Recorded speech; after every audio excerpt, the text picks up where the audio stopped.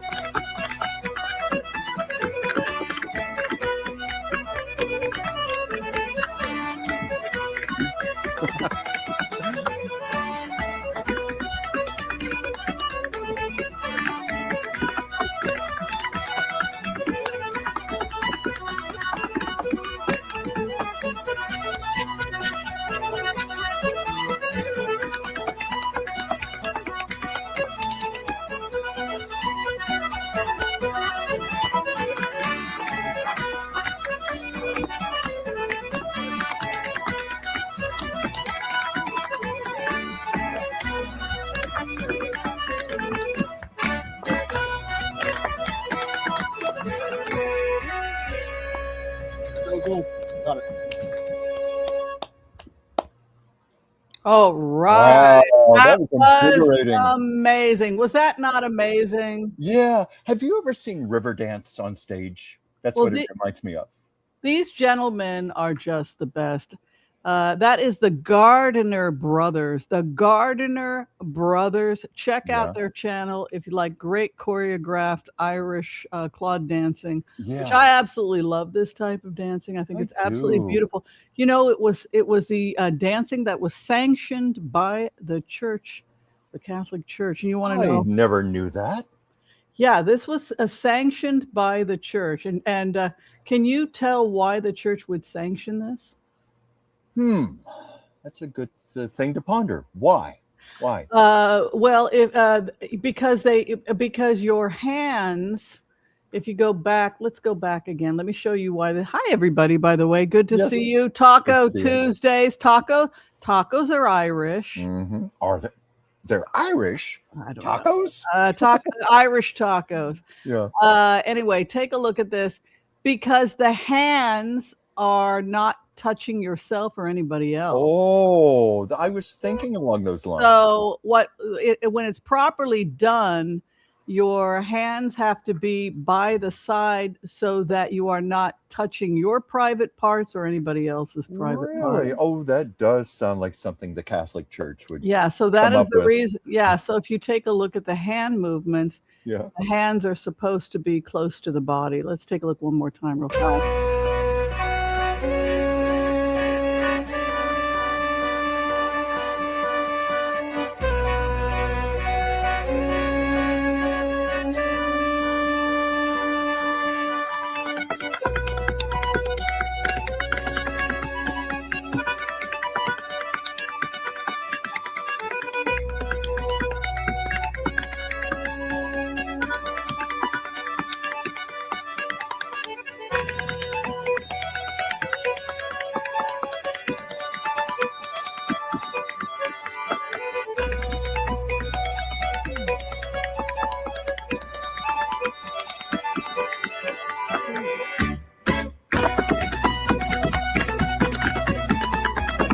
Isn't that cool?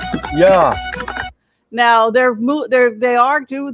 do keep their hands kind of stationary there, Yes. but when you're looking at Irish Hmm.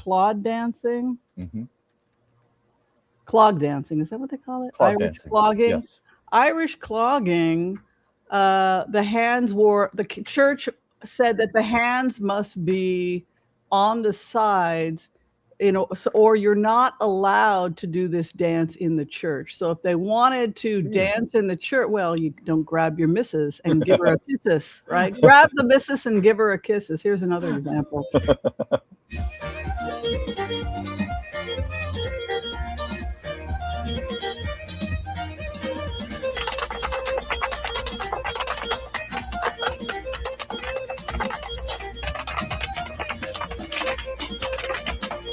Hands on the side. Yes.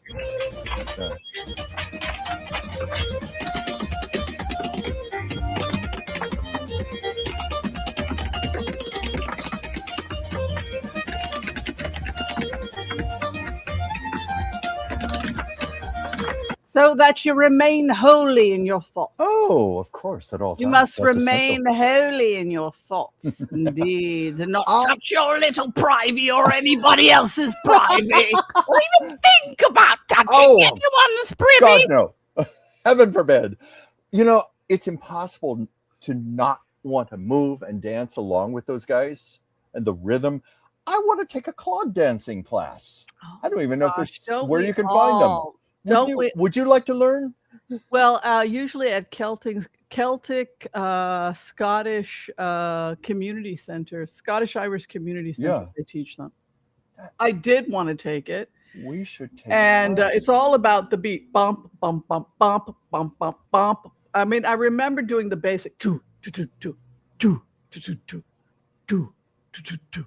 You have to start slow. So the beat is like you kick one foot, kick, and then the other foot, kick twice, and then hold and kick, kick twice, hold, kick, kick twice, hold, and then you go faster and faster and faster and faster until oh my God, it's really hard. Especially after you've had a pint of ale or 2 or 3 or 4. And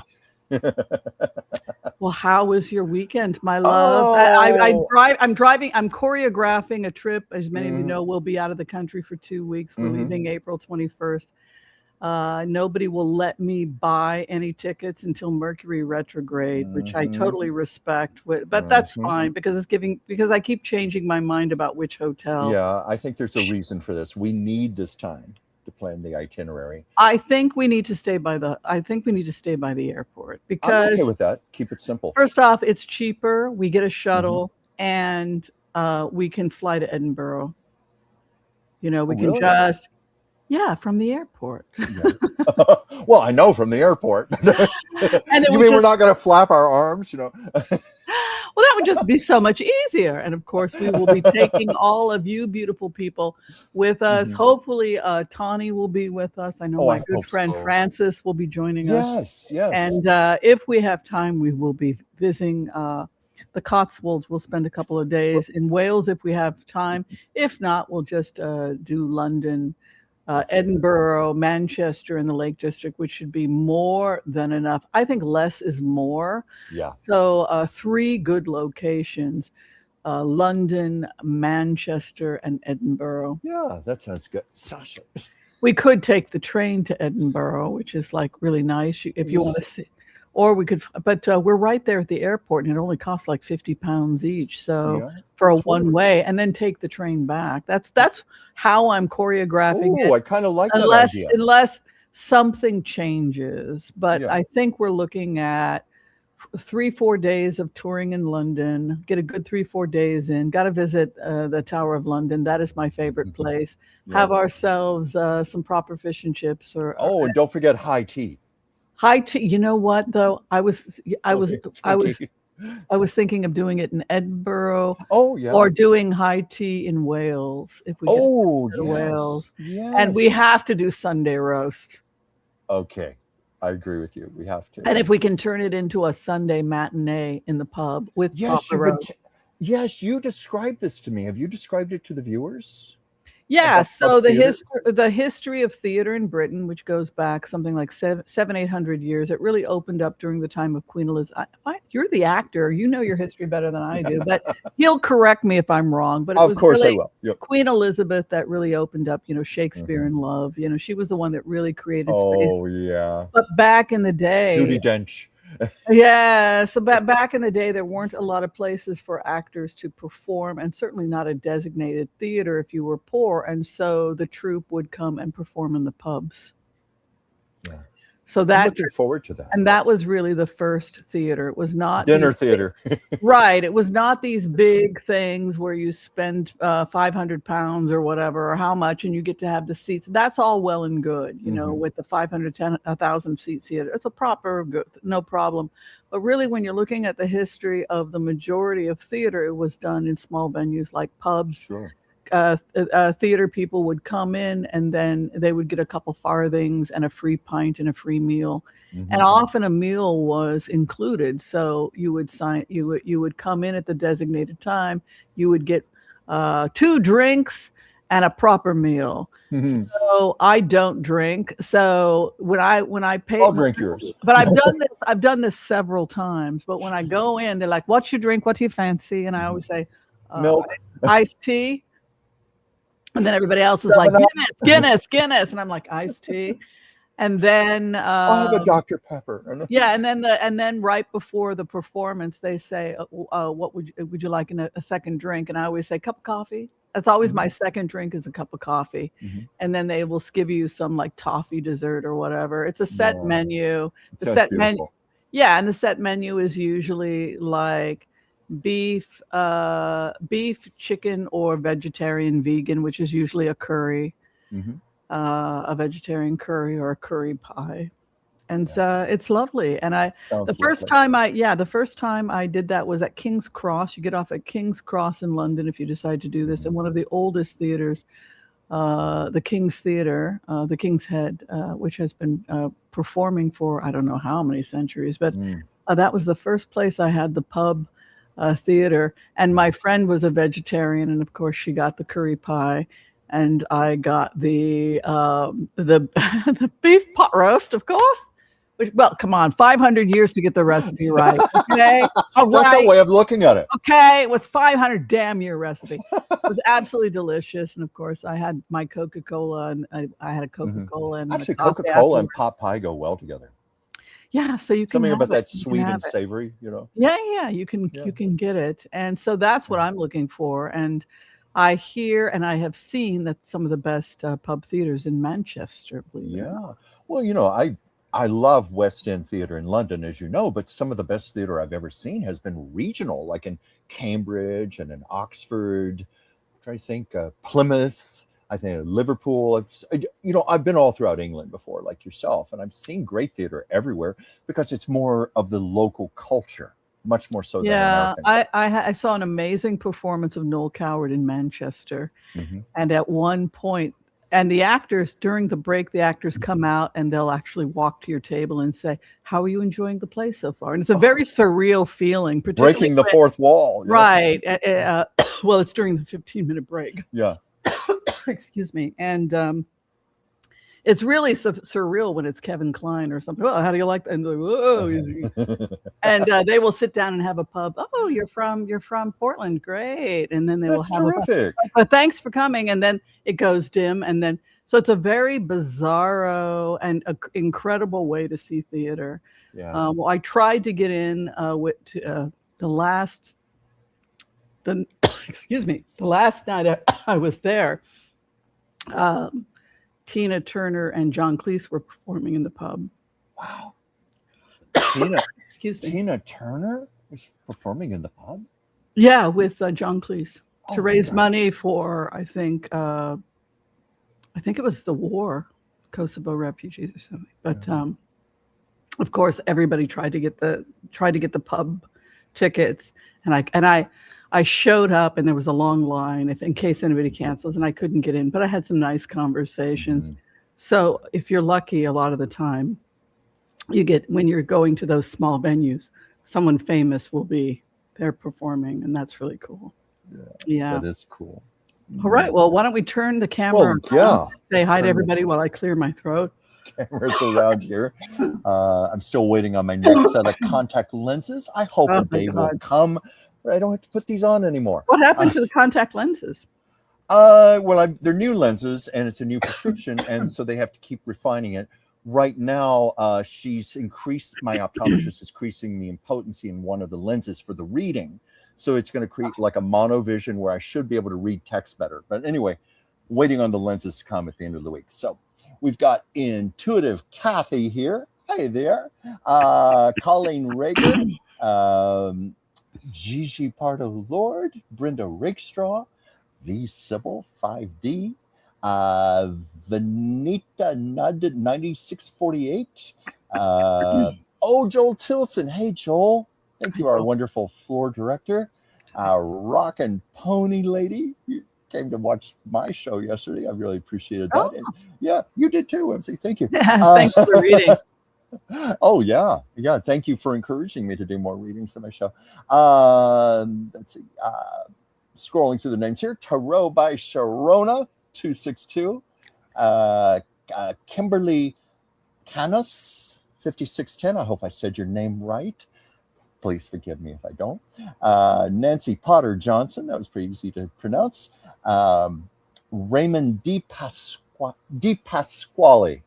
Raymond Di Pasquale. I mentioned once I went to college with someone named Raymond Di Pasquale. That's why I can say that name so well. Donna Williams. Wendy Burt, who made your beautiful chapeau there. We have MI6438. Pipple 807. Let's see here. BTK-1010. Rebecca L135. A hippie PK story.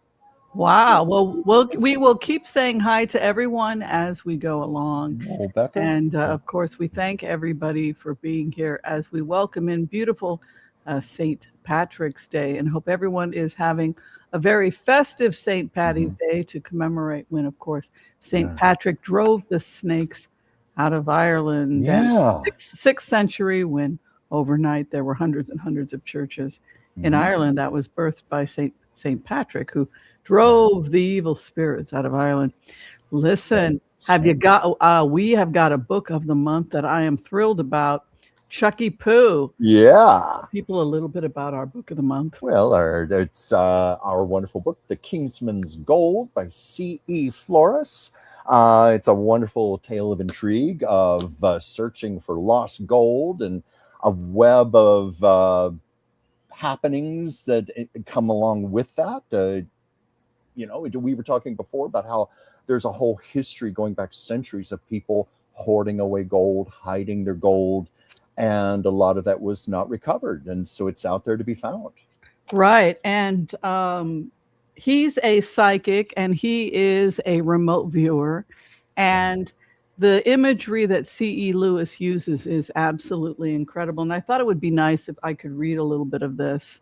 That's a great idea. Hopefully the audience will get into it. I didn't know originally when I started to read this book that I was going to get into it. I thought, cowboys, and it's taking place in at the Rio, at the border between Mexico and Texas. I was like, yeehaw, that sounds like fun. So he's a guy who is an investigator. He's a psychic investigator. And he's trying to locate some lost gold. And different people are trying to locate this treasure that was buried in this town in Mexico. So the first thing he does is he's staying at a local hotel in this flea bag Mexican town at the border, and he's talking to this woman, and he says, where do you go for good gossip? So he knows that if I go to where the gossip is, that's where people are going to be talking about this gold, and they're going to be talking about what's happening. So they say, oh, well, and the woman says, well, I like to go to this pub, they have full menu pub, and we sit around and we gossip, we talk about everything. It's like, really? Okay, well, I think I'll go there and hang out. So as I'm reading this, C.E. Flores is a very good writer. She writes, or he, she, they, I don't know the gender of this person, but she made me, he, they, I don't know who this is, made me feel when I was in the experience that this was happening to me. Yeah. And that's what a good writer should do. Right. So he goes, the investigator, the psychic who remote views and talks to the dead. This guy really, and what's interesting is that people in the village are making fun of remote viewers and psychics and saying that person's crazy, another crazy ghost hunter, another crazy psychic. They're all insane. And he's listening and saying, yeah, they're crazy, because he looks like, a cowboy, a regular straight lace. They don't know that this guy talks to the dead, right? So here's the scene that takes place when he's he goes to this pub. I tried not to notice her looking at me because I could sense that no one else could see her but me. Our eyes met about the same time that my enchiladas were served, along with some fresh avocado slices, beans, and a rice on a very hot plate. She watched me closely. The waitress also brought a plate of fresh flour tortillas, along with a small bowl of fresh cut mango, while toting a pitcher of iced tea to refill my glass. So I've got, this is right. That's the first thing that happened to me. Yeah. Not only that, but the guy doesn't drink, like he's sober. I don't care for alcohol. It doesn't bother me if other people drink, though. But that is exactly the meal I would have ordered. I would have ordered the enchiladas, the rice. I would have ordered the iced tea, right? So I'm already like, damn, I'm smelling it. So he gets the food, and then he says, nothing about this meal was fast food, previously frozen or assembly line industrial. Everything was freshly made by the cooks in the kitchen, who occasionally rang the bell on the counter, notifying the waitress that food was ready to serve. That bell rang every 2 or 3 minutes, and the ping added rhythm to the noise in the room. This cafe was humming like a well-oiled machine. As soon as I dug my fork into the cheese-covered enchiladas and popped them into my mouth, a moan of approval escaped from me, and I could feel her watching me more intensely. I turned to look at her after I took the first bite and nodded at her approval. Sensuous. So the woman who's watching him, that nobody can see but him, is watching him while he's eating the enchiladas. He puts it in his mouth. He says, oh my God, this is delicious. And he looks over at the woman. And he says, I took the first bite and I nodded to her with approval. The sound I made and the nod satisfied her. Her face lit up and she smiled. I gave her a thumbs up and she responded in the same, then made her way back to the kitchen. I didn't realize until a few seconds later that the waitress had actually not left my side.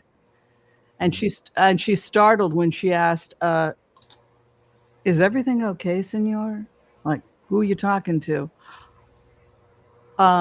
Collecting my thoughts quickly, I responded with food still in my mouth. Oh, it's better than okay. But these are actually the best enchiladas I've ever eaten. Oh, I'm glad you think so, senor. My abuelita, my grandmother, this is her recipe. And she used to work here making it just on special occasions. My brother Husco, who is the cook now, and his wife Nita, made this from the original recipe that she wrote many years ago. She would be so happy to know that it is almost as good as hers. I nodded as she walked away and said to myself, yes, she is very pleased.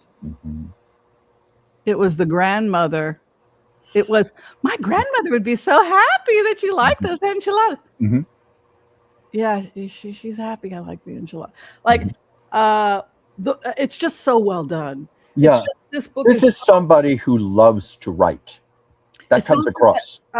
It's not just that they love to write. Yeah, but I mean the passion, the enthusiasm, the way I feel like I'm there. Well, that's what I mean. That's why I chose this. You know, I don't have time to read the entire books, but I will if the first couple pages don't grab me. Well, that's what I did when I was working with the literary agent. Yeah, I mean, I'll look at the back and I'll run through. But this one, I I felt the dirt of the village. I felt the Mhm. smell of the enchiladas. Mhm. I felt I was in the room drinking that iced tea. Yeah. I felt like he, they, whoever it is, takes you there, and then he sees four guys at the bar, and there's a lady sitting at the table, and that's when he tries to go in and starts to learn about the gossip. But I can't. I can't say enough about C.E. Flores writing. If you Yeah. love that really Beautiful writing. down to earth kind of writing, Yeah. it's just so good. Damn, it's Yeah, just but damn that's good. what I meant about the love of the writing. That love is what opens up the channels to bring in all of those details and dimensions. And you can always tell when an artist, an actor, a writer is loving what they're doing. And that's what I felt as you were reading that. Yeah. So the other thing that has been coming up a lot, Chuck, have you been paying attention to the fact that we have a little bit of a problem here in the United States with Just a little bit of a problem? well, we've got a lot of stuff going on. Yeah, And we do. have you been keeping track of the fact that we have an abnormal amount? I don't know if you've noticed this, but that we have an abnormal amount of people that are calling at. Are you getting a lot of telemarketers? Is that like a problem? Not any more than usual, but I certainly get my share of them. You know, I have a little bit of empathy for them because when I was in college, I did that for a while as a job. I didn't do too well with it. I hated it, but I know how difficult it is for those callers. Mm-hmm. But they are annoying. Let's face it. Well, now it's just 800, hundreds and hundreds because it's so automatic. And Mhm. does anybody else have a problem with this Yeah. issue of just too many calls and you're afraid to pick up the phone? Well, How I many think we're people here will not even pick up the phone? They'll Mhm. only, unless they recognize a caller, because you're Yeah. literally being bombarded by That's these me. people. That's me. I think a lot of worry about scammers these days more than anything. Right, and they are scammers, and it's a Yeah. really big problem. Well, if you are like me and you are absolutely sick of scam calls, Joe Lissett has the answer for you. Joe Lissett teaches a course on how training you on how to handle these nuisance phone calls. And so we thought it might be fun to break away from all of the depressing, awful news and get back to our origins of Taco Tuesday of having fun before the Orange Man got into the office. We used to have fun on this show, and gosh darn it, we're going to have a fun again. So here is a mini course in less than 5 minutes to help you handle your scam caller problem and take charge and take your life back. Take a look. The poo break. Tell the caller on the phone that you need to then play toilet noises. Okay, hold on. We're going to start from the beginning. Okay. Oh. So that is how you that was brilliant. with people who. What a community service. That is Joe Lissett. Joe Lissett. They probably people some very real ideas there to employ. Oh no, those are real ideas. Oh, that is real. But I mean, are people really doing that, or was that more of done for comedy? No, that's what people are really doing. And the idea is that if they robo dial with the electrical, it's just random. They use a computer, and then they just need one or two people to be scammed for them to do well, right? So they're looking for that 1 in 800 person that they can scam. And as long as you can keep them on the phone, making their life hell, they can't go off and scam somebody else. Yeah. This is the reason many of us screen our calls now. Like on my iPhone, it will say scam likely when an unknown number rings. Mm-hmm. Yeah, but I think that it's just gotten out of control. And what excuse me, I'm still getting over that cold. Yeah. What I liked about that is that it takes something that's really annoying that has literally taken control of our phones. I mean, we literally cannot pick up the phone anymore. We literally are being held hostage by these people. Unless you know the numbers, of course. Yeah, and it takes that and it turns it into something that's funny. Yeah. Yeah. It does, yeah. But I, like many people, I just let things go into voicemail if I don't know the number. just be safe. Anyway, Joel Tilson is asking is NATO says no to Trump over helping Trump in the Strait of Hormuz today. I saw that. Did you see the news today? Yeah, Trump is crying to all the countries, I need help. The United States need help in protecting the Strait of Hormuz. And don't you think he has a point to make, though? Well, I mean, like, he in has the a point sense to that, make. He's in a lot of trouble right now, He's in well, trouble. I think that I think what I would say is that it is kind of annoying that Mhm. they wanted this, they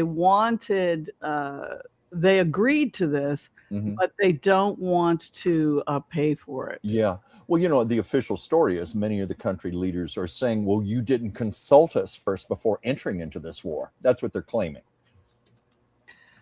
Okay, and what do you think about that? Well- Any feelings about that? Well, that seems like a little bit of BS because, you and I have been talking about how this has actually been planned since the days of Biden.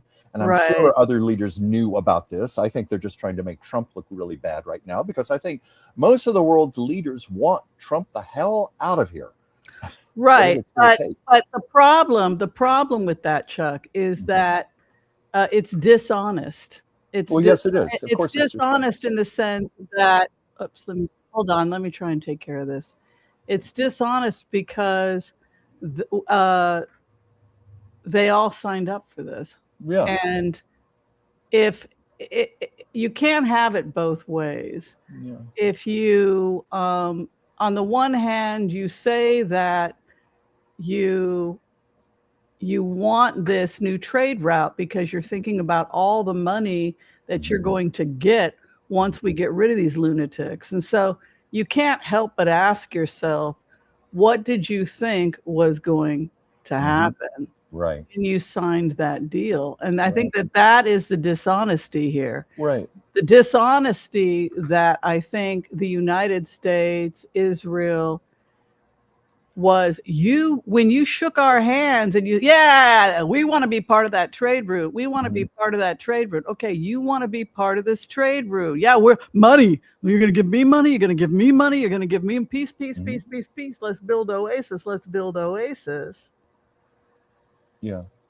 All of these NATO people that thought it was a great idea to build Oasis. And so the next question you have to ask yourself was, how did you think this was going to happen? Did you think that you were going to wake up one day and it was just going to magically appear, this beautiful oasis, and nothing good comes from war?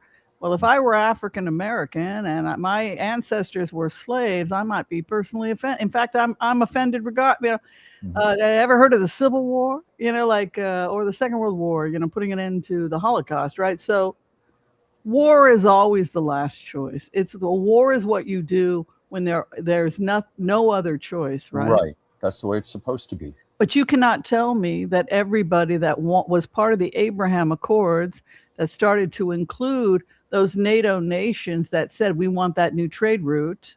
There's France, there's Britain, Canada. Now you're sitting on the sidelines and saying, oh, we don't know what's happening. We can't help you. Go get us some money. Go get me some money. Go get me some money, America. Yeah. Well, the trade route means taking control of the Straits of Hormuz, right? Yes, very much so. One of the most important trade routes in the entire world. Yes. So you all said you wanted to take control of the Straits of Hormuz and build this new trade route, and that what did you think? That Iran was just going to kumbaya, my lord, kumbaya?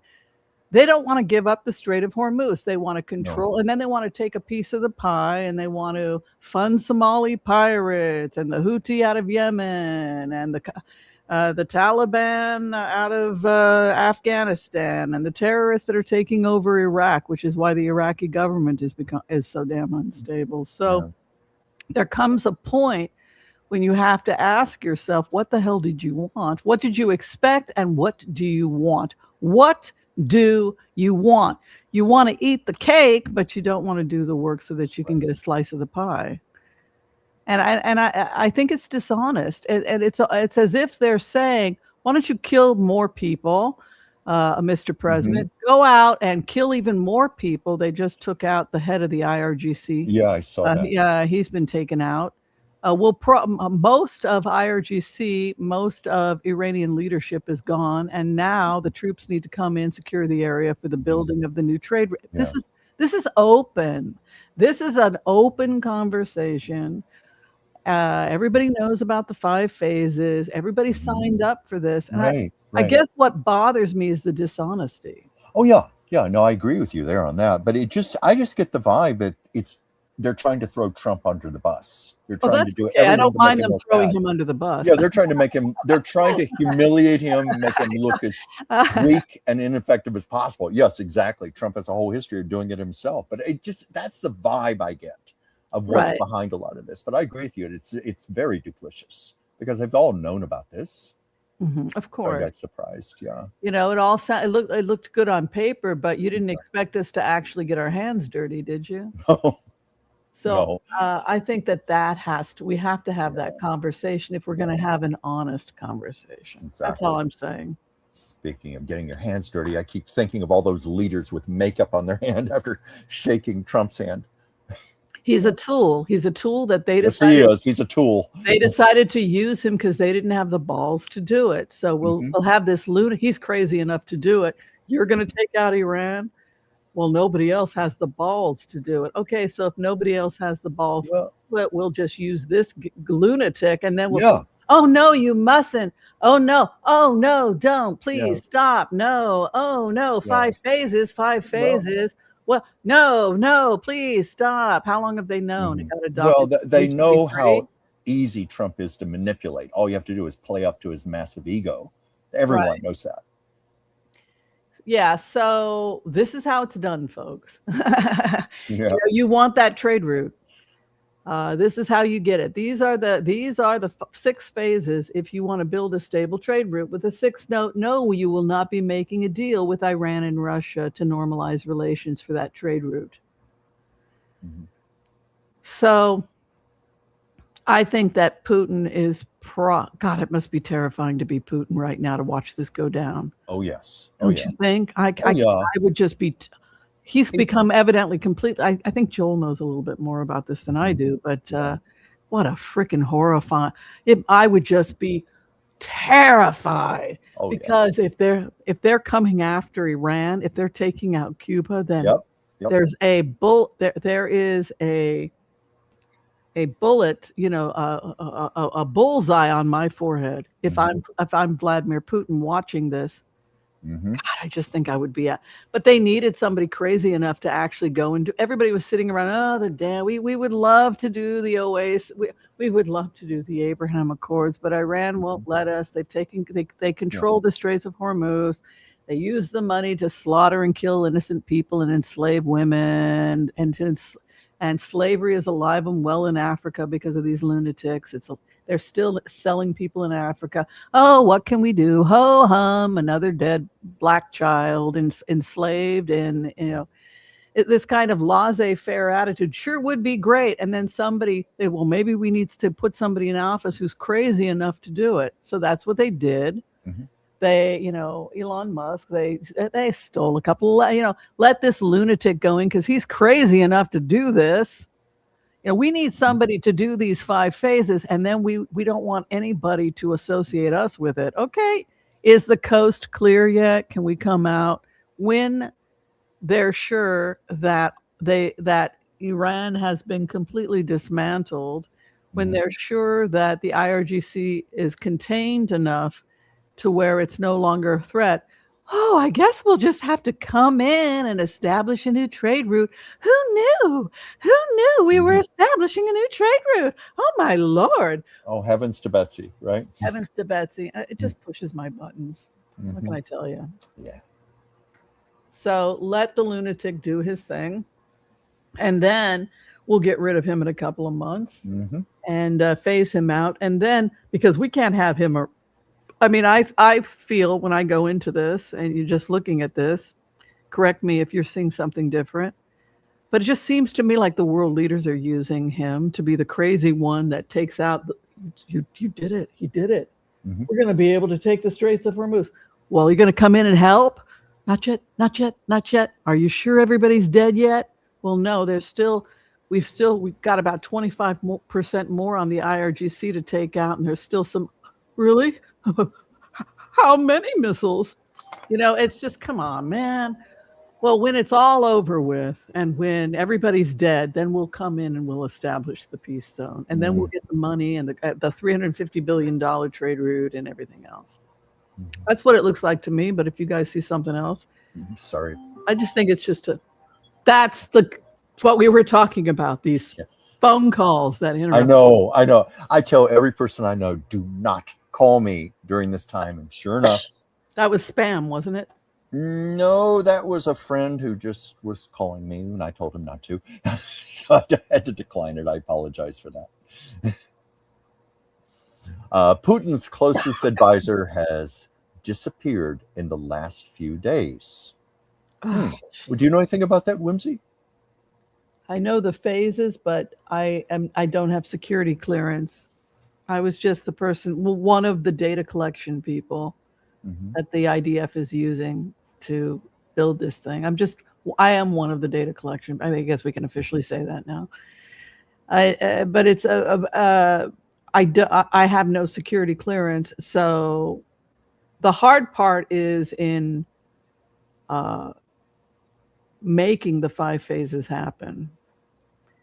It's all well and good for a researcher to say these are the 5 phases, but we got to set this up, Whimsy. Get back in your bottle, Genie. Don't you want more of my advice? No, Whimsy. Genie, get back in that bottle. Please, can I go to at least one conference? Please, Master. Please, Master. Yeah. Yes. Oh. Well, so what do you think's going on there, Chucky Poo? I don't know. I haven't heard 5 about phases. Do you think it has anything to do with that? Well, it certainly could, really because setting me off. it's anything to weaken Putin, to obfuscate things for Putin, anything to just throw him off the track, and keep him in a state of confusion. Because I think that's one way of empowering Putin and using him. I guess that's a better word for it. But what are your feelings? I think something's going down. I mean, yeah. Well, Putin is going down. Yeah. Aren't you freaking terrified for him? I mean, if they already started phase 5, the reason why phase 4, isolating Putin, has to go first is so that he does not give military aid to Iran. Yeah. There were technical reasons why the phases are the way that they are, why researchers came up with them. The first 4 was adopted by Joe Biden, by the way. He officially came out and adopted the first 4. Did he? Has he come out? Yeah, and Joe is very on it. Like, Putin should be tried in the Hague sooner rather than later. I think we can agree with that. That's a direct quote, by the way. Yeah. Really? So I don't think anybody. And then we get to rebuild the 3 phases of Biden. I build a peace proposal. Yeah, I think the only reason why I'm not entirely frightened for Putin is, we've been doing readings glad to see him go. Well, be glad to see him go. Yes, but you and I have been seeing in our readings for months that he's likely going to be exiled to a nice, comfy castle in Siberia somewhere. He'll probably be given a graceful way out. So that's why I'm not feeling so fearful for him. But yes, I will be glad to see him gone. I guess for me, it's ideally the idea is that he be contained. This is basically what the data shows, that this guy is a loose cannon. Yes. He's insane. He's probably the intelligence would suggest that this guy is an IV drug user, which is not public information, but we have both picked up on that. He's an IV, So this guy is a meth head. He's shooting he's shooting speedballs. Well, I've said that about Trump. Well, I don't think that the difference though is that Putin's actually shooting it up. Yeah, but I think Trump definitely does his own drugs, and I've said for a long time I've suspected he does crystal meth. He has all the behavior characteristics. I've been around people like that too many times in my life. I know what it looks like. And I've also I talked with people who used to work with him on The Apprentice, who said he would show up to work all coked up out of his mind and high on drugs, and they could barely get a decent day of shooting out of him. Yeah, it was the first hit I had when I went into his energy, and I didn't have an opinion either way on Putin when I guess I didn't like some of what he was doing, but it certainly wasn't coming from a place of bias or anything like that. That wasn't Right. where I was coming from when I first was trying to psychically connect with him in East Berlin. Yeah. But my first hit when I went into the energy is, oh, he's shooting up. This guy shoots up. The And erratic behavior, both men. well, heroin's a horrible addiction, Certainly. and if you mix it with something like an amphetamine, this is what Hitler did, man. Those Really? those juice injections. Well, they're getting to mommy's getting her vitamin shot. It's Well, one of the problems with amphetamines like that, it gives you this feeling of invincibility for a while. Like you can do anything, before you come crashing down off of it. And then you have to take more of the drug to get yourself back up again. I've seen that in people that I've known personally. yeah, and the way it changes you, and the way it changes What it does to the brain over time. Yeah, and the narrowing of the eyes, you start to see the pinpoint things start to happen so that it just looks black when you first get involved in heroin, hanging out at those illegal pubs in East Berlin where heroin was all over the place. It was part of the black market. It was coming in from Kabul. And a lot of officers got hooked. It's horrible disease, this type of an addiction. But yes, if you read Christina H., it was all over Berlin. And there's evidence that the East Berlin, they were releasing it into West Berlin from East Berlin to try and make as many Berliners heroin addicts as possible. So you shave a little off on the side and you give it to your soldiers. And just that blackness over the eye, the narrowing pinpoint, the energy, this guy's a heroin addict, man. This guy's shooting up. What over time it will do to your brain. Oh, it does permanent brain damage, rewires the circuitry. I think they've done brain scans where there are actual holes in the brain. Horrifying. From this, it's and terrible. This person had, and the other horrifying part is that this guy is in charge of nuclear weapons. And so, he starts taking a little bit off the side from the stuff that they're releasing onto the West Berlin market. Maybe he's selling some of it, and this is how he gets involved in the drug cartel, and he starts getting involved in the mafia. And, getting the best heroin, then it becomes, how can I get the best quality while I make a little money on the side, trafficking people and trafficking these drugs. This is how he starts to make his money, is probably doing drug deals, taking some of these drugs that are getting poured into West Berlin. And now he's starting to, hey, I'm selling this stuff, right? Then he starts selling people. This is the point at which Prigozhin comes in. And that's an important piece of the story, because Prigozhin is buying and selling all kinds of things from Afghanistan all the way to the Middle East, etc. And this is the point at which he makes contact with Prigozhin, who becomes his supplier of the purest heroin, and that becomes extremely profitable for the Russian mafia, their relationships, particularly when they were in Afghanistan, of course. Any thoughts on that, or how do you feel? I'm just horrified. It's a horrifying remote view because it's just so obvious to me. And and his relationship with Prigozhin, who was his drug supplier, and that Prigozhin had dirt on him, because at that point, Prigozhin now knows this guy's drug problem. You're an old grandpa who's gone crazy. The way that Prigozhin started talking, you're not going to give me any more money, and Wagner taking complete control over his military because of this terror. I'm going to go down. This whole operation's going to go down.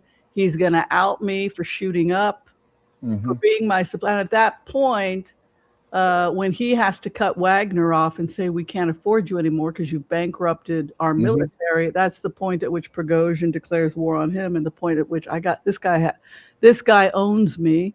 He owns my secret. He owns what I've been doing with these drugs coming out of Kabul. I got to take him out, and that's the point at which they take out Prigozhin. It was a hell of a remote view, by the way, when I found out that shit. I don't even, and that's not public information. Yeah. I know how much that probably took out of you, because I know you're so. It's a very strange feeling to be on a speedball, to energetically, to feel simultaneously really, really good, but also very alert. Oh yeah, well that's I felt really, really good, but very alert. But that's what makes those drugs so enticing. It's a very bizarro feeling. Place.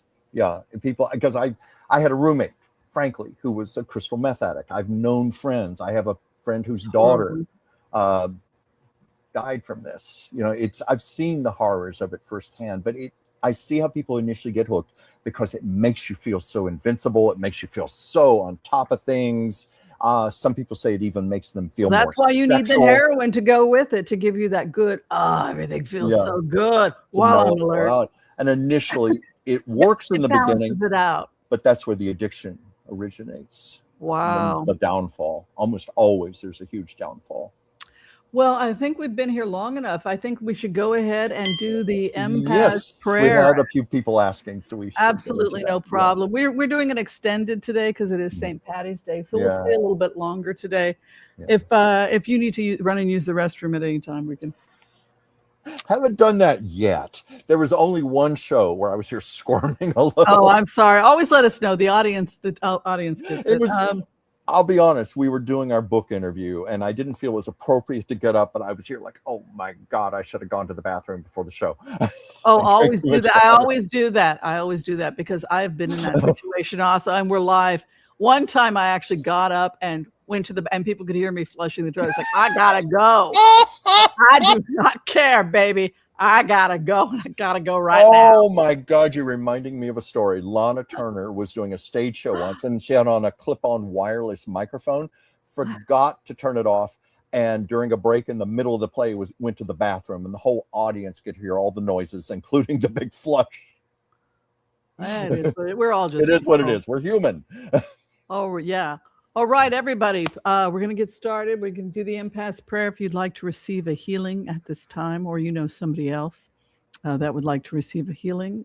Go ahead and give us their name or the name of somebody that you would like us to pray for here. We believe in the power of prayer and good vibes. Very much. Which is why I don't like talking about Trump all the time. He puts me in a bad headspace, man. I'm tired of him dominating. We all need a break from him, and I hope we get a permanent break soon. Yeah, it's going to happen. But yeah, give us your name or the name of a person that you want us to pray for, somebody that you love, and we will include them in our prayers as we come together and we bring in the empath prayer. Anything you need to say, Chuck? You were going to say something before? Oh, no, I'm just here getting my cards together. Okay. Yeah. Okay, let's bring in the empath prayer.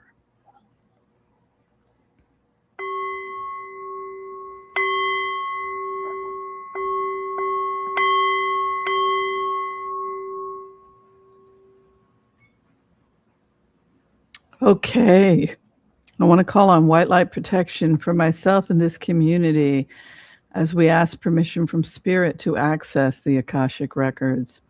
We call on our spirit guides and our good angels to be with us. Please give us the clarity and the wisdom that is needed to empower all of us on our journeys to make the best decisions for ourselves, our families, the planet, the people we love, but also to help those that we may have strife with. And together collectively as a community, we say amen. And for those of you who are requesting a healing today, we come together at this time and we pray. We pray that you and those you love receive a perfect healing in mind, body, and in spirit. And together again, collectively, we say amen, amen, amen. May all souls be healed. I'm sorry, you guys. It's not an allergy. I'm getting over a really bad flu. Yeah. And I cannot stop coughing. It's in my lungs. I'm so sorry, Whimsy. Oh, it's not serious, but I know, but it's annoying, and we included you in today's book, right? Oh my God. One time I had to be included when I was sick. It's just going on and on and on. It's been 2 weeks Well, now. sometimes when I get a cough, it goes on for weeks like that also. Oh, it's really annoying. I can't stop coughing. I apologize. All right. So you want to try and us to throw a couple of cards to find out what happened to Putin's advisor? Well, let's give it a try.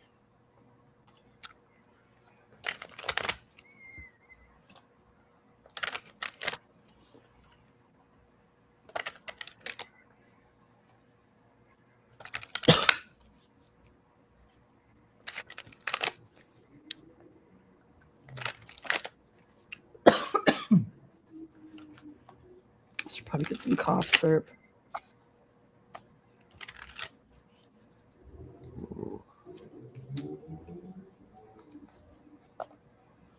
Okay, so according to the Akashic record I'm in right now, it's not the cards. It was brought to Putin's attention that there were people that were close to him that were giving up private information about him. And so he's begun purging anybody that he thinks could be giving private information, particularly information regarding his whereabouts. Mhm. And so what happened was that he found evidence that his closest advisor was handing over intelligence information to the West. And that's what happened. Mhm. You can see he patient. By the way, I want to say that Putin knew for a while that this was going on. Mhm. One of the ways that he was testing is you give false information to the person you suspect is a spy. Mhm. I'm going to have roast beef tonight. And you only tell it to one person, and then it comes back. They know you had roast beef tonight. Okay. Mhm. So Yeah. he sat back patiently knowing that this guy was handing over information to the West. He sealed his own fate. So from Putin's perspective, the man that was spying for me, he sealed his own fate. I waited patiently for evidence against him. Mhm. I see his disease. The disease of his addiction and his delusion has become worse. This moon card. I can't help but wonder also, since I've seen him shooting up. You see Prigozhin when they went into his compound. He had medical stuff set up. He had a place for people to lie down and get strapped in. God only knows what. He was injecting them with truth serum and everything else. He had all kinds of injections of various different stuff. And when I saw that, I thought, okay, now I know for sure I was right in the remote. Because when I went into the remote, this guy got involved with you as part of the drugs that were coming out. I found out all this crap. And then I found out that Putin was trying his own recipe. Putin was trying his own recipe, right? So Yeah. the moon is the outcome for Putin. Putin is out of it. Mm-hmm. It's interesting, the parallels between Putin and Trump. Trump right now Yeah. is being Both very drug addicts delusional. and both on amphetamines. But I'm talking about the delusions, because Yes. there's been a lot in the news about Trump and his delusions, which is a whole other story. I don't want to interrupt you. Oh no, I'm done. That was You're it. done here? Okay, yeah, I got with Trump, not Trump, Putin. I got the bravado card for him. You know, his ego, his arrogance, his perception of himself. I think that symbolizes him. He's obviously looking to balance things out. That's putting it very mildly. Proceeding with business forward. There's definitely some deprivation, loss going on. But ultimately, Putin is looking at his own survival. Under a lot of restrictions right now, but there is enormous competition going on, like a tug of war amongst all his people and Putin. And I think that makes sense that Putin is aware of this. He's watching it. He's seeing all of this going back and forth, but he's ultimately, as you just said, he's looking out for himself. He's looking at, how do I protect my own self? How do I save my own ass here? So that's what I'm getting as best as I can make out from these cards. I may not have the best kind of cards to read on that, because sometimes it's very abstract. Great. Okay, great. Because sometimes it comes to me abstract like this, and while you're talking, I'm here trying to put a story together with my own cards. Well, I'm sorry. Oh no! I didn't mean it like that. I just, because what you're doing is brilliant. I just meant me. I was just trying to put my own thing together here. No, you did great. Let's do another one. Okay, let's do that. Okay, take a look. What have we got here, Chuck? Okay, what do we got here? Is Zelensky working behind Trump's back to pressure Putin? That certainly wouldn't surprise me one bit. I saw that Putin is already in discussions with NATO. Hasn't even talking with the Prime Minister of Great Britain. He adopted the Anderson Oasis Protocol as it was included in his 20-point plan. And I got a hello from the IDF, and then I sent a letter to the IDF spokesperson and said, Mr. Conricus, could you please, Congress, could you please make sure that the IDF War Cabinet gets a copy? That I don't know if it's just an accident, but this looks an awful lot like the Anderson Oasis Protocol that he's building, which is neutral zones at the border. This is wonderful news. It wasn't my idea, but I'm thrilled. And let's see if we can't merge it with the Abraham Accords. And so he passed on that note. And then I also, of course, sent copies to President Trump and and Elon Musk also. Okay, since Elon Musk is paying for it. Well, Zelensky is definitely far more astute here. He's like I feel like he's the voice of reason and clarity. I think just watching all these variables. And it means that Elon Musk has turned on Putin. This is another way you can view it, is that Elon Musk has now turned on Putin, because now Elon Musk is saying, Oasis zone in the Donbass, and then we merge it with my Oasis zone in the new Gaza and United Arab Emirates and the. Okay, all right. So Zelensky, you're giving me some emphasis. So now, once you do that, the main benefactor for Oasis now becomes part of on Zelensky's team. Well, you're building a peace zone. We can merge it with my zone. And all of a sudden it becomes financially to Elon Musk's benefit to take the side of Zelensky and to start pointing, you're going to do what he says because that's my Oasis zone. I own that. This is my concept, right? Yeah. Ignore the genie in the bottle. Get back in the bottle, Whimsy. Just listen to Major Nelson. I got to get to NASA. I don't have time for this. I got rockets to build, right? Right? So that's what it's looking like to me. I mean, but I'm just a genie in a bottle. I mean, I don't know nothing about birthing babies, but this is what I'm seeing. Is anybody else seeing what I'm seeing? Because it's what it's looking like to me. And that is actually really, really good. It means that Putin is running scared and hiding in his closet. What do you mean? You're going with him? Of course I'm going with him. That's my Oasis. I own that puppy. I bought that puppy, and he's taking it. Great. I'm going after you now. So now he's got Elon, his biggest, because Elon's argument was, it's wrong of you to keep sending people sitting there in DC having your cocktails and sending somebody else's kid to die in the meat grinder. Yes. But that doesn't mean you surrender to Putin. So what's your solution?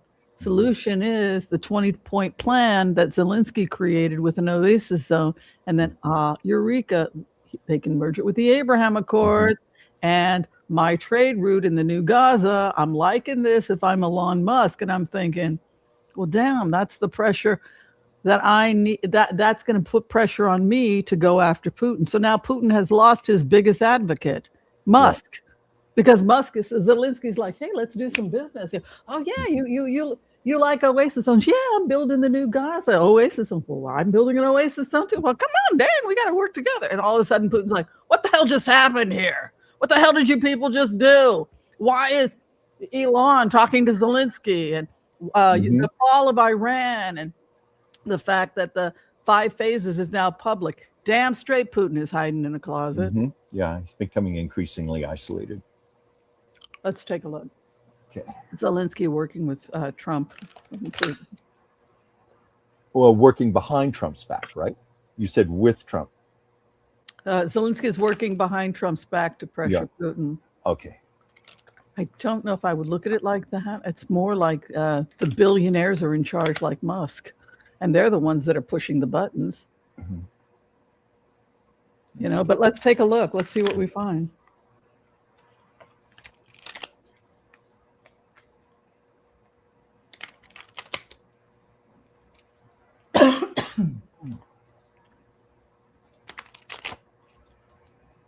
God, this cough just feels like it's so deep in my lungs now. It's really annoying.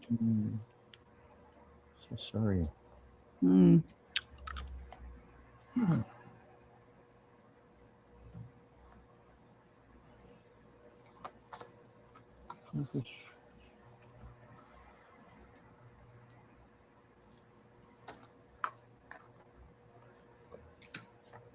Mm-hmm. You know what? Cards here telling me different things, but I think I've got two that more or less say it.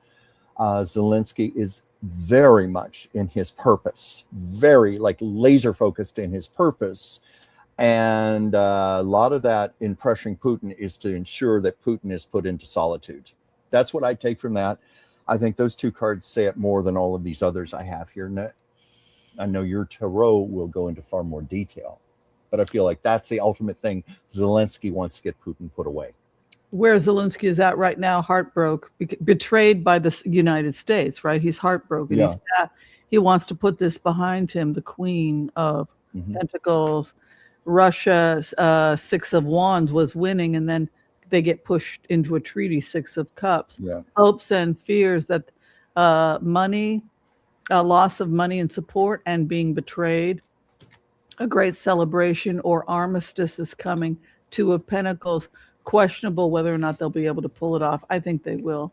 They're going to I create think they a will. neutral zone. The problem is bringing the mafia in. The mafia is going to want to get into that zone. They're going to want to wheel and deal inside the Oasis zone. It's going to be 24/7 that NATO and the U.S. are going to have to be making sure that Oasis zone stays neutral. Yeah, I've often thought that's going to be difficult. Yeah. Yeah.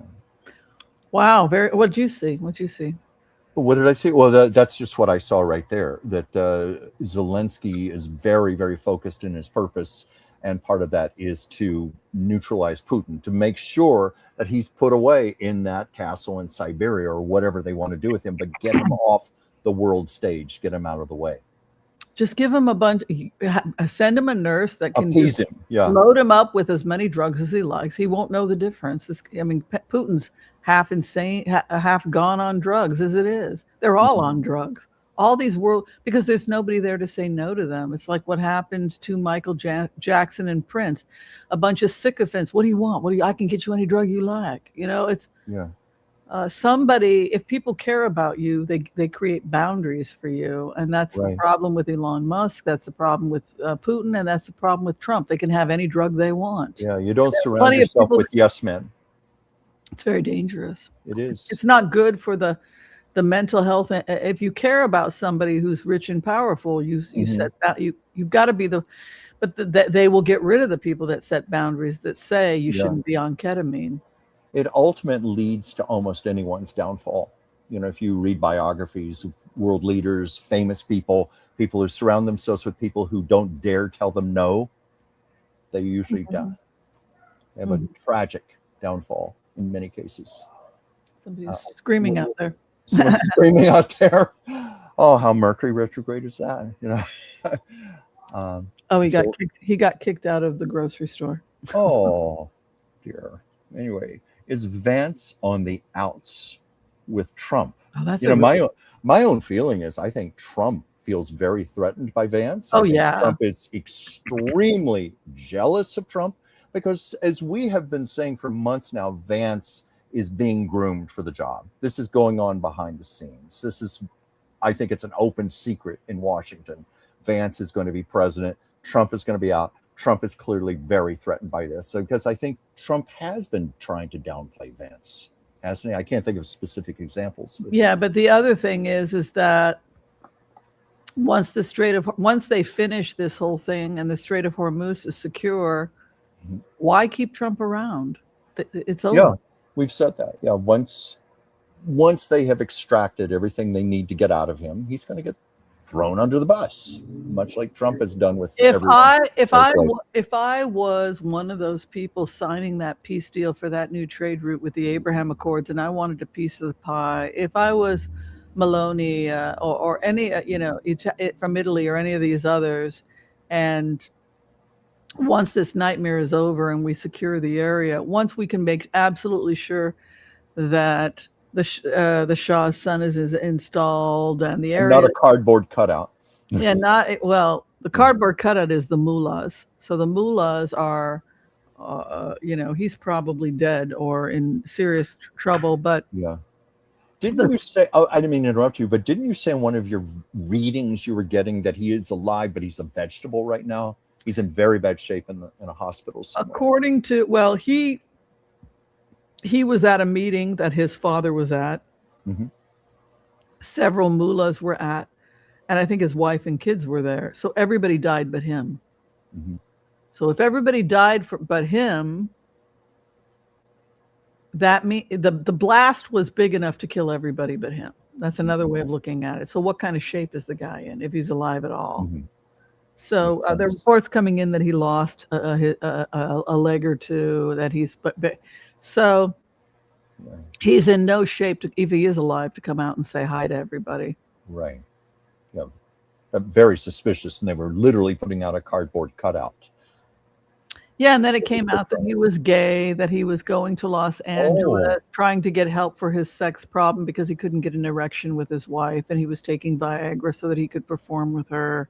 Yeah. And he has erectile dysfunction because he wasn't attracted to females, and he was known to be gay to the point where he couldn't even find a female attractive. So they gave him special treatment in Britain, which also included giving him certain pharmaceuticals or whatnot. So this is a guy who the other mullahs and his father really had issues with him. Like, my son is not set up for this. This is not the job for him. But let's go. Homosexuality is not looked upon favorably in that region of the world. Yeah, no, it isn't. Yeah.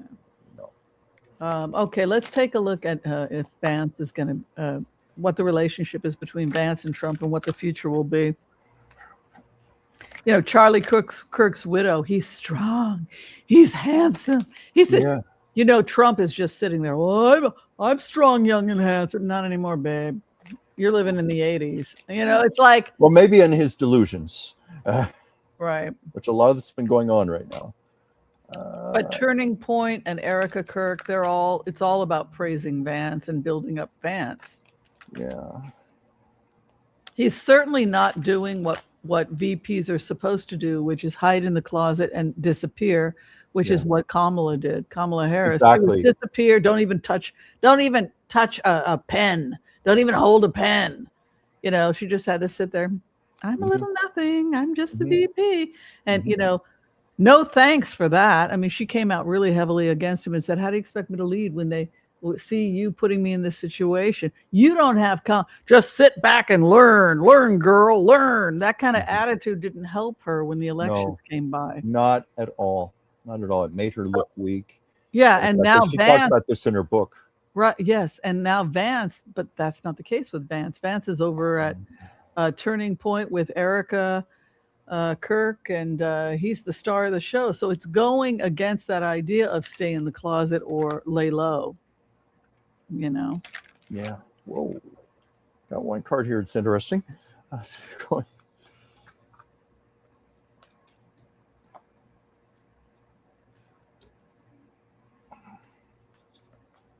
Oh, wow. This is amazing.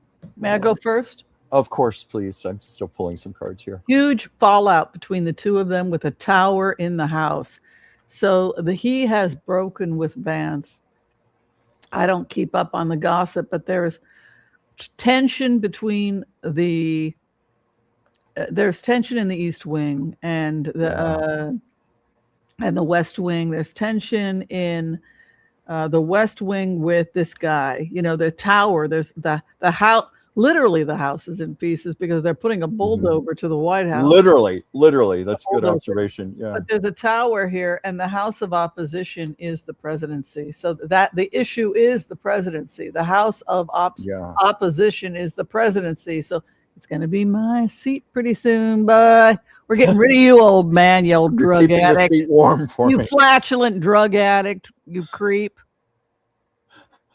Nobody's accused me of molesting women. Flatulent drug addict. No one's accused J.D. Vance of molesting women. Gee, I wonder why. Hint, hint, nudge, nudge. Say no more. Say no more. Yeah. I get your drifteroo there, Whimsy. But at least JD Vance is safe around women, right? Well, That's the yeah. good. Well, do you think he wants women? I don't. I don't think so. House of Opposition. So the House of Opposition is the presidency. There's a new order coming about. Archangel Uriel is associated with Aries, Leo. Remember, wands are time and space. He creates a new road. His time is April during the time of Aries. You can see that new spring coming up over the wand. Remember, we can see time in the tree. The wand is the keeper of the time. This is how I teach tarot, and the final outcome is divorce court. That's so interesting. I think we're going to start seeing it. I think they're going to dump him as soon as we stabilize Iran. Well, I want to interrupt you while you're still doing your reading there. And then they will use this action that they all wanted to say, see how crazy he is? You go do it. You go do it. You go right now, Mr. President, and you go beat up Iran. And then as soon as you do that, then we can build the new Gaza. You go do that. You go beat him up.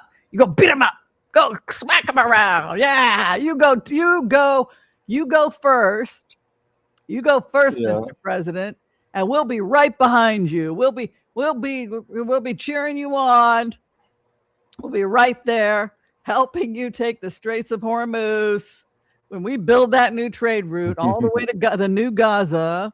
Right? This is the plan, right? And then they're going to merge it with the Egypt and the Suez Canal, right? Because Egypt's getting a $50 billion trade, is getting $50 billion out of this, and probably an oasis zone in Rafah is going to emerge. So it's like, hey, Egypt loves it, right? You go beat them up. You show them who's boss. Yeah, we all think it's a great idea. Well, are you going to help? No, probably not. And then when the area gets secured, we can just dump your ass. I gotta tell you, are you still reading? Or are you done here? No, I think it's like divorce. Tower in the house. The issue of contention, the presidency, a new beginning coming in spring. He in trouble. Well, it's obvious from your behavior that you're not stable. What? You're not stable. I think after your actions in Iran, we, the world leaders, feel that, for the good of Gaza and for the good of the planet, you need to. What are you talking about? You told me to go and you go take out Iran. You go because you're crazy. Okay, you did it. Okay, can I get some help?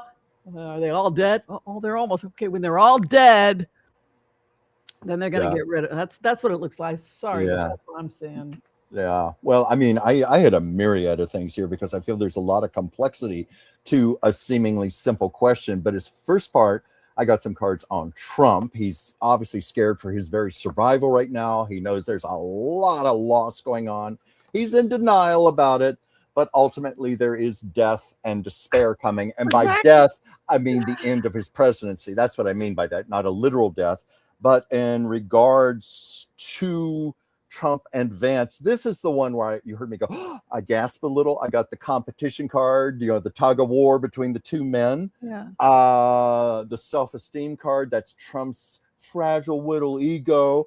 A lot of truth is coming up that he's seeing. I found it very interesting. This card was upside down. The partnerships and love card was upside down. Oh, wow. Wow. And the competition. And ultimately, because those first cards were for Trump, I got for Vance, victory and celebration, meaning he's going to be president soon. Yeah, so that's what I got in my cards. Yeah.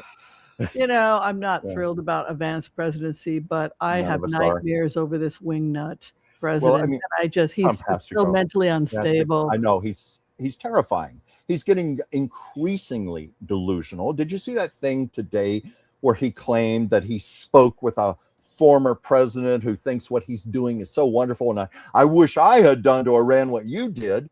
Well, the press immediately contacted all four of the former living presidents, and they all said, we didn't talk to Trump. What's he talking about here? Trump's delusional. I just think he pathologically lies about everything. Well, of course he does. He does. But I think it's combined with being delusional as well. But he was crazy enough to do what those people secretly wanted. You know, he's doing their shit work. Oh, sure is. And then they're denying, we don't know anything about it. We don't Well, know. do you think that's also because they know how he's very easy to manipulate? Exactly. You know, I mean, just you play go do that trade ego. route. We'll be right here waiting for you. Of course. You'll get a Nobel Peace Prize for this, Mr. President. They're probably He will not get the Nobel Peace Prize. Oh, God, no. And neither will Elon Musk for Oasis. Yeah. One. But I believe Zelensky will. Yeah. And I will be, and nobody will ever know that I had anything to do with it other than a handful of people that watch this crazy channel. And that is the way I want it, because I have been meditated on it. And there is a fatwa on Elon. There's a fatwa on kill him. He's got 100 bodyguards and he will never be free. He can't even go into the bathroom and have his morning whatever without 500 bodyguards there. So who the hell wants to live like that? And so I am more than happy. There's a part of me, I was upset that I was the genie in the bottle for a really, really long time to his Major Nelson. For a long time, I got pissed and people were like, oh, you're like his genie. Yeah. I got really push buttons about it for a long time, but now I'm completely okay with it because I'm free and nobody believes me because I'm the Oracle of Whimsy. And so people can't believe that the person who did the dissertation is the same person. And I think it's great because I'm free. Well, you know what? Free. I'll never have a fatwa. I don't need security. I can go and enjoy myself in Britain and no one's ever going to know because no one believes me. And that's exactly how it should be. I'm free. I don't have to have bodyguards. Yeah. So in a way, it's great. I was going to say, Jeannie, in my opinion, was always the one who had the power. She could have blinked Major Nelson away anytime she wanted. She didn't have to put up that crap. Jeannie was the star of the show. The Oracle of Whimsy is the star, but I got to say, Whimsy, I wouldn't mind seeing a Nobel Peace Prize hanging on the wall behind you during the show. A genie in the bottle sent this to the IDF in 2023. How do you think the genie did? Yes, the genie did pretty good. I think the genie... Pretty darn good. All right, I better stay back in my bottle. I better stay in my bottle. Oh, well. Only if you want to be in the bottle. Only if you want. Let Major Nelson go and build that rocket. Go with your 500 bodyguards. Stay off the ketamine. That sounded almost sexual. To be free. Build that rocket, Major Nelson. Well, it's like Elon Musk says, you don't want to be me. You don't want to be in this situation where he's got like an army of people. He's got fatwas. They're kill him. And there are benefits to being the genie. It's really pretty damn cool, actually, because I'm free. Nobody believes me. And you're insane. Yes, but more, louder. You're insane. You're not W.A. Anderson. You're right. That's what somebody said to me. I read that paper, and you're not W.A. Anderson. You're Dr. Whimsy. Yes. That's right. Don't you forget it. I'm not W.A. Anderson. You're the Whimsy. It's very freeing. Oh, Rock and Pony later said Jeannie wouldn't blink Major Nelson away. He's her master. Oh, I know that. I was just being a little facetious there. You know what? I am respectful enough to my benefactor, Mr. Musk, to be honest with him when I say get off the drugs. All right? I'm a good little genie. Get off that ketamine. That's right. That's right. And because Jeannie loved Major Nelson. I have for him and took care great love and respect for what Mr. Musk has done and for believing in this lunatic and in my dream of building Oasis. I do have love for Mr. Musk and gratitude, but I believe that he's got a lot of issues to work through. And I love and care enough to tell him the truth. Yes. You see that? And that's love all in itself. That's right. Yes. All right. What do we got going on here? Well, we need another statement here. I think we just did enough on will Trump. Oh, okay. This is different. I'm sorry. I don't have my glasses on. Will Trump replace Vance with Rubio? I don't think Trump has enough time to do anything like that or enough power and authority to do such a thing. Do you? I think he does have the power. It's happened. VPs have Really? been fired. I believe so. Yeah. I can't think of a case of a VP being fired. I can think of a case where Spiro Agnew was forced to resign with Yeah, Nixon. that's But what I mean. yeah. I mean, So do you think they could find enough dirt on Vance or create a little scandal, dig up some pictures, something that would maybe force him out the door? let's take a look with AI. Okay. Forced resignation, Spiro Agnew. Um, there is a constitutional process. Yeah. How long does it take to do? How complicated is it? It can be. It can. You can start it with when the president no longer has confidence. He can, yeah, request Yeah. the resignation. Because it just seems like, Presidential power. A president cannot fire a VP, but he can get the ball rolling. well, Trump has also been overstepping his constitutional bounds anyway. So who knows what he might try to do? I had never thought about this as a possibility, but you and I keep getting in our readings, Vance is going to prevail. I just now. Yeah, It felt really strong to me. Vance is going to be president. I don't think Trump's going to be successful. And I just get the vibe Trump isn't going to be around that much longer. And to do this is going to take too much time. Mm-hmm. I could be wrong. That's why I was asking you how complex is the process to do that. I don't think it's ever really been done. When you looked up Spiro Agnew, was he forced to resign or? Yeah, he was Oh, forced. okay. But Okay. it's enough to request the process. If I am the president, I no longer have confidence in you. I can push to have you removed through this process. Right. Well, I know in the past we have gotten in our readings that there is a lot of dirt on Vance, a lot of skeletons in the closet. Because I even picked up once in my readings that he's very fearful. Well, isn't he that's gonna trans? I come thought up. he was trans. Isn't there like people in Well, college that say it was more than once that he dressed in? well, there have I don't have been. any issue at all with that. I have an Oh, I issue know we with don't that have any issue you with it, can't but be your authentic yeah, self because of your religion. right. No, to be clear, we don't have issues with this, but there have been lots of gay rumors about him being trans. You once said in a reading that you felt he identifies as being a woman, being Yeah, female. trans. Yeah, so that's what I'm Straight saying. woman. So there's a lot of stuff out But there. a female is not gay. It's a. Well, no, I understand that. I mean, because it's different than sexuality. Oh Like yeah, I know trans people yeah, that became women and right. they're lesbians, right? And then I Yeah, know others that are trans and they've always liked men. So it's yeah. identity is different than sexuality. Right. But I'm just saying to appeal to the MAGA Republican base, this is like a kiss of death, any of that. It sounds like it's easy enough to dig up enough dirt that it could be used against Vance. But I don't know there's going to be enough time to do it. But I felt in my own reading that Vance is living in terror, in great fear that if he becomes president, this is all going to come out and it's going to be beyond humiliating.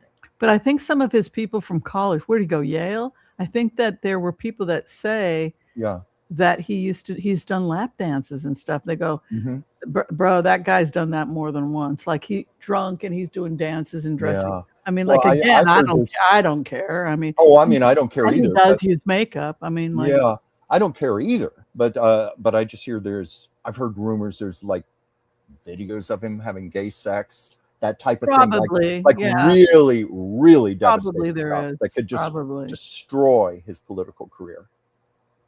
Yeah.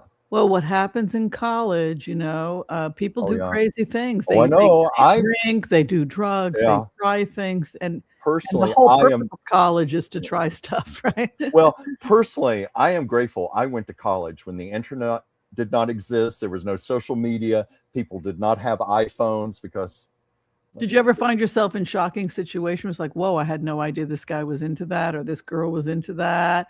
Like, did you ever have a girlfriend that just turned out to be like crazy? Or did you ever find yourself? Haven't we all? Haven't we all? But but isn't that what college is about, though? I agree. It's a good testing ground. It's a great place to make your mistakes. You're becoming an adult. You're learning how to be an adult, and you have to make mistakes and you have to fall on your face. It's like the time I was a freshman in college and I drank 9 gin and tonics. And yeah, I did at a party. First time I'd ever done that. And I was violently ill for about a week after that. And I learned to never do that again. But that's how we find out. We make our mistakes. A lot of us do that in college. Wow. Yes. Wow. I remember that. All right. Let's just do one card on the TSA getting funded. The TSA getting funded. They haven't been paid for over a month now. Okay. Well, you know what's interesting? The first card I got, deprivation, which is no surprise there, but that's interesting. That was the first card that came out. I hope that doesn't mean they're going to remain deprived. I think it's very, very dangerous when we're in a red alert right now for terrorism. Yes. Like, what the hell are you doing? Hello? I know. And yeah. The War King is coming. Foolish behavior around the War King. Yeah. Crazy. Yes, but my concern is that over the next 4 to 6 weeks, we could have a major event. So let's hope that doesn't happen and that we take care of that before something goes wrong. I hope I'm wrong in this, but this is the dominant card, deprivation. It's like this could go on for a while longer. What do you feel, Whimsy? Do you feel there's going to be some kind of resolution, some kind of compromise? I kept hoping in my cards I was going to get like a compromise card. That's insane. I mean, come on. We're in the middle of a freaking war with Iran. There are sleeper cells in the country. There are sleeper cells in Canada and Britain. Use your brain. Get some damn security out there. Yeah. That's the dominant message I'm getting here. And I don't want that to be my dominant message. Right. I'm sorry. I kept hoping like a compromise card was going to come up, an agreement, something, but I feel like it's going to go on longer. Seriously? That's what I'm feeling right now. I was getting maybe 6 weeks, you thinking? Well, maybe 6 weeks, something like that. I didn't check for a time frame, but maybe about 6 weeks or so. But I'm getting it's not going to be an immediate resolution. You know, and I feel terrible for all these people who are literally trying to put food on the table. They're trying to pay their rent, their mortgages. It's unconscionable to treat people like this. But hopefully maybe just a few more weeks. But that's even 1 more week is wrong. Wow. Yeah. Yeah. Is Defense Minister General, I don't know how to pronounce it. Shoigu of Russia overthrowing Putin. Damn. I hate this feeling. Oh my God, I want this nightmare to end. Hey, it's not my job to tell you how to make the 5 phases happen. It's my job just to arrange them for you. It's like, I'm out of here. I'm genie back in the bottle. I don't know nothing about nothing. Yeah. But it just sounds absolutely terrifying that they had to do this. And it just, God, it's just terrifying. It's just terrifying. Let me see. I'm going to do this as a yes or no.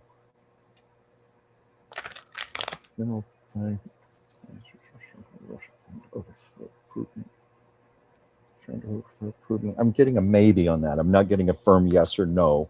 I think that's why my cards were coming out so vague.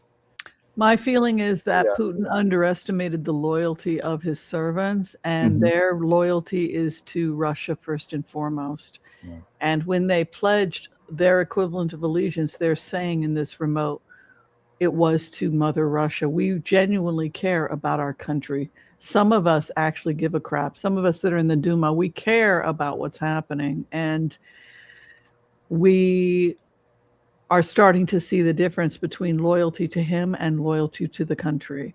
So we have the Ace of Swords, which can also be an assassination card. Mm-hmm. Well, we have speculated.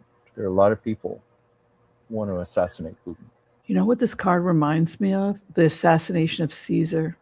Yeah. Well, you know what I'm remembering? Forgive me. The sword in Caesar's crown. Yeah. I don't mean to interrupt you, but I am recalling, I've said this in a few readings, that I feel it's someone in his inner circle. I've felt that before. So anyway, I wanted to get back to you there. But Yeah, it's also associated with the Ace of Spades, the Ace of Swords, and it can be a murder card. Damn. But Yeah. I'll tell you why I think that they're attempting to kill this guy, because the House of Yeah. Opposition is war, Ace of Wands, Yeah. entrepreneurship, territory, fighting. Look at that. Look at his response, attempting to flee, hysteria. He's losing control of his country. Look at that.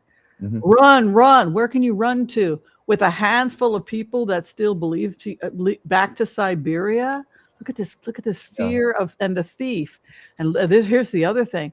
Delusional from drugs. I'm telling you, this guy's an addict. Look at this. Yeah.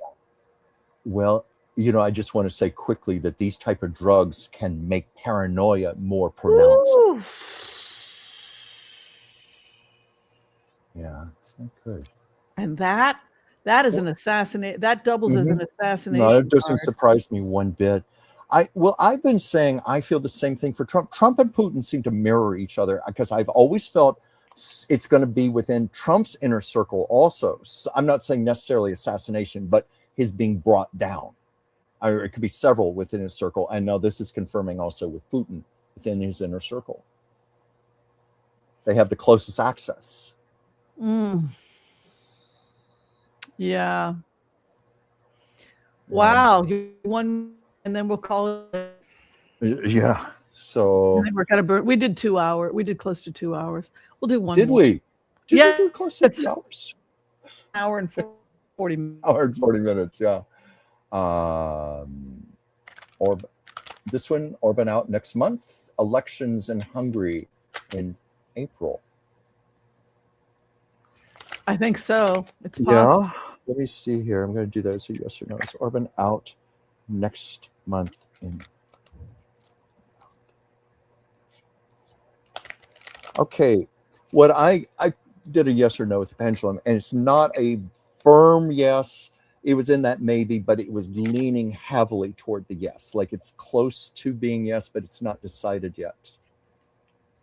That's what I'm getting. He's out. He's out. Okay. I think so. So it is a yes.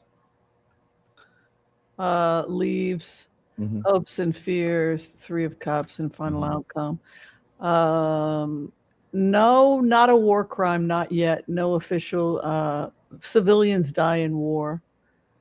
Not different than the bombing of Tripoli when Obama took out Tripoli. The same thing, accused of war crimes.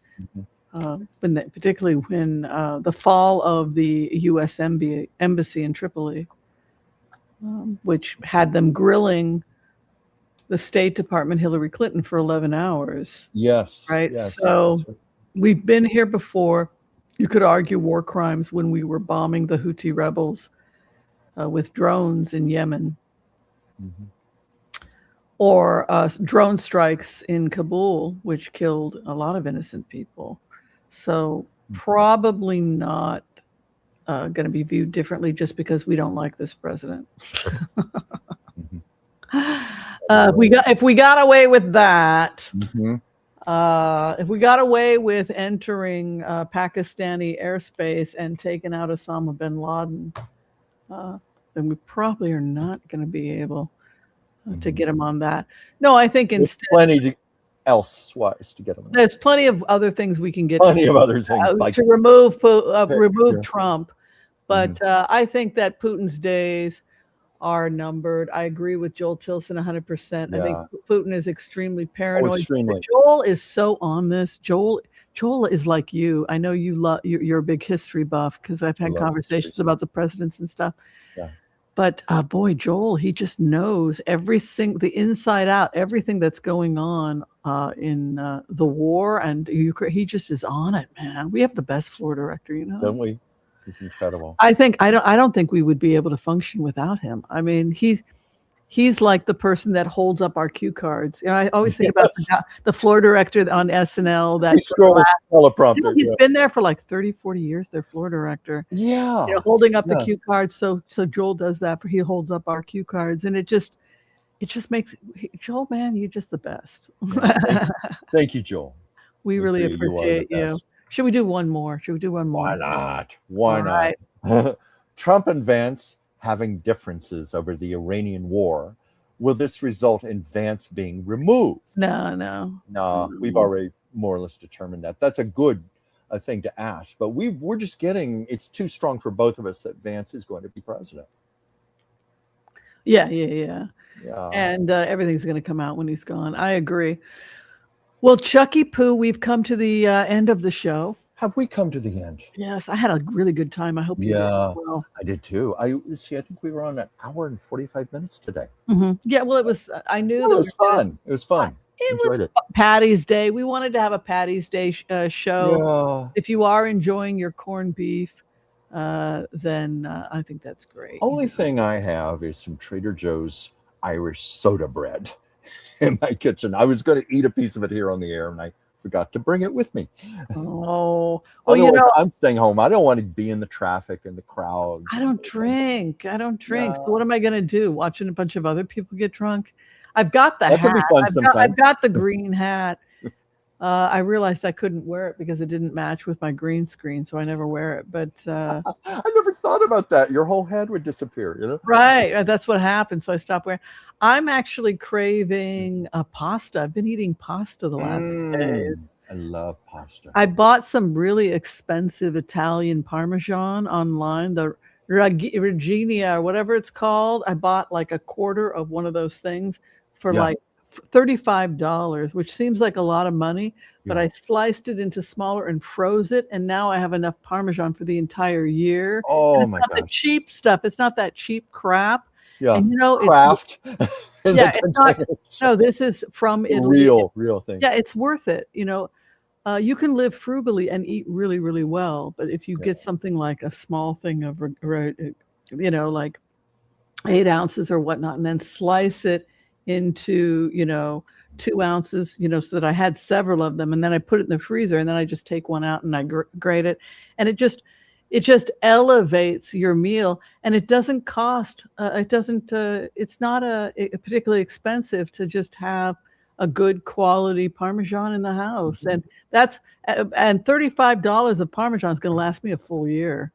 That's what I call being a broke aristocrat. You know how to live the fine life. So I was sauteing some olive oil and tomatoes and a little bit of butter and, a little bit of sherry, and then grating the Parmesan into it. Ooh. And then I rolled the fettuccine into it, and then I put some more Parmesan on the side. You can put some spinach into if you like. It was the most delicious thing I'd ever eaten in my entire life. And so simple and cheap. It sounds like heaven. A couple bucks a plate, and it's just so good for you. Only a couple bucks a plate. Yeah, absolutely, because it's just, and then you want to do the D somethings.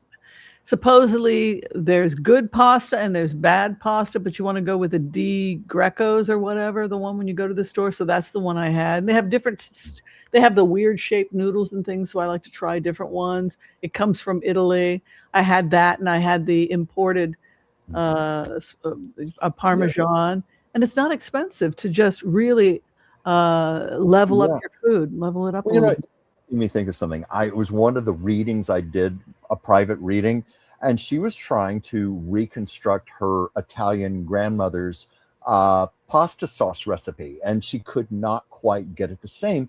So I went into a channeling. First thing I heard was oregano. I heard that very loud and clear. And then the next thing I heard used canned tomatoes from Italy. And the person I was reading for, she said, you know what? That makes sense.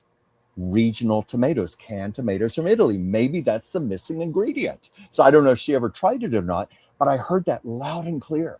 Oh, that's so cool. Yeah. It's amazing when you connect with the energies. That's why I love this book. I think this is, well, I say that every month. I just really love the book that we select. But I'm really into this book. I'm really into this book. You say that every month because it's the truth. Every month, this one really got me glued. I mean, but every month you are glued. The way that this person writes, I feel like I'm there eating enchiladas, talking to a dead grandma. I mean, it's just like, this is a really good book. Well, I find that you are intuitively guided to the perfect book each month because we get so many fabulous writers. We do. And like I said, writers who love what they're doing. writers who can vicariously take you into that situation. I love books that are, it's cinematic. Well, I It's love like the Irish short stories, Yes. man. That just, I went crazy. Oh, for we them. had fun And I with that felt one. like I was in Ireland breathing that fresh I air. know we did. I love that. And I So- love doing that interview where we could talk about that with her. Yeah. Oh, by the way, if any of you have a book that you've written and you'd like Chuck and I to review it, you can send it to Dr. Whimsy Anderson, care of Dr. Whimsy Anderson, 1819 Southwest 5th Avenue, Suite 116, Portland, Oregon, 97201. And who knows, maybe your book will appear for Taco Tuesday's Book of the Month Club. Awesome. Yeah. Chuck, how do people reach you if they Well- want to have a reading with you? You can reach dransfieldchuck@gmail.com. Just one word, dransfieldchuck@gmail.com. I love hearing from you. I've got, in fact, I've got a reading book tomorrow night I'm going to be doing. Sometimes I've done readings at 10, 11 o'clock at night. I'm a night owl. I do them in the morning. I'm very, very flexible, but I just love doing it. And I love connecting with you when you reach out to me. And I also love being commissioned for art. I've done portraits of people where I often receive channeled messages from the subject when I do the artwork, and I can do pet portraits and receive messages.